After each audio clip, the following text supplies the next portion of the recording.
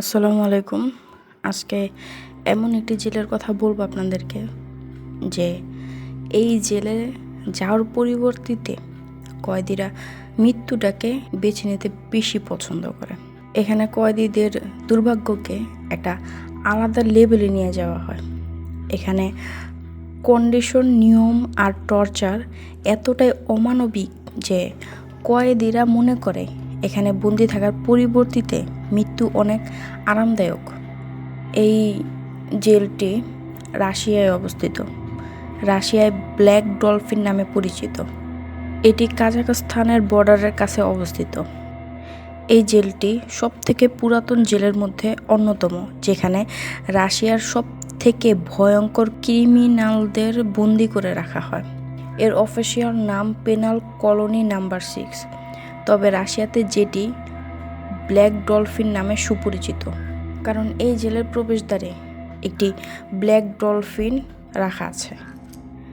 যদি আপনাকে কয়েদিখানায় নিয়ে যাওয়া হয় তাহলে আপনি এই স্ট্যাচু দেখার সুযোগ পাবেন না, কারণ প্রত্যেক কয়েদিদের এখানে চোখে কাপড় বেঁধে নিয়ে আসা হয় যাতে তারা জেলের আউটসাইডকে দেখতে না পারে আর পালিয়ে যাওয়ার পরিকল্পনা করতে না পারে।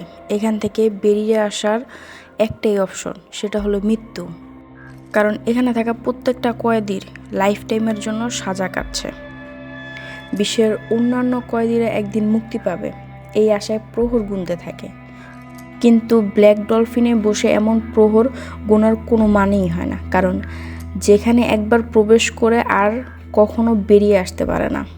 তবে এখান থেকে পালাতে না পারার অসম্ভব কারণ রয়েছে, যার মধ্যে অন্যতম একটি কারণ হলো এই যে ডিজাইন জেলের অন্যান্য জেল থেকে সম্পূর্ণ ভিন্ন। এখানে প্রত্যেকটি কয়েদিকে লোহার 3টে সেলের মধ্যে আটকে রাখা হয়। মনে করা হয় এভাবে ডেঞ্জারাস কয়েদিদের বন্ধ করে রাখলে গার্ডরা সুরক্ষিত থাকবে। প্রত্যেক 15 মিনিট অন্তর গার্ডরা তাদেরকে চেক করতে আসে। এই জেলটি এমন একটি জায়গায় নির্মাণ করা হয়েছে যার কয়েক কিলোমিটার দূর দূরান্ত পর্যন্ত জনমানবহীন। যদি কোনো কয়েদি কোনোভাবে এই জেল থেকে বেরিয়েও আসে তাহলে তার চতুর্পাশে তাকে শুধু বরফ দেখতে হবে।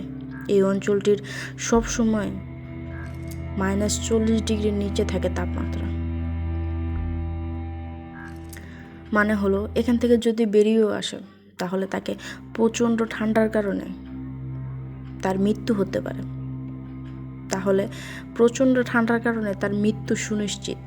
তবে এখান থেকে পালাতে না পারার অসংখ্য কারণ রয়েছে, যার মধ্যে অন্যতম একটি কারণ হলো এই জেলের সেল অন্যান্য জেলের সেল থেকে সম্পূর্ণ ভিন্ন। তাদের সেখানে প্রত্যেক কয়েদির জন্য পৃথক পৃথক সেল রয়েছে, মানে তারা একে অপরকে দেখার সুযোগও পায় না।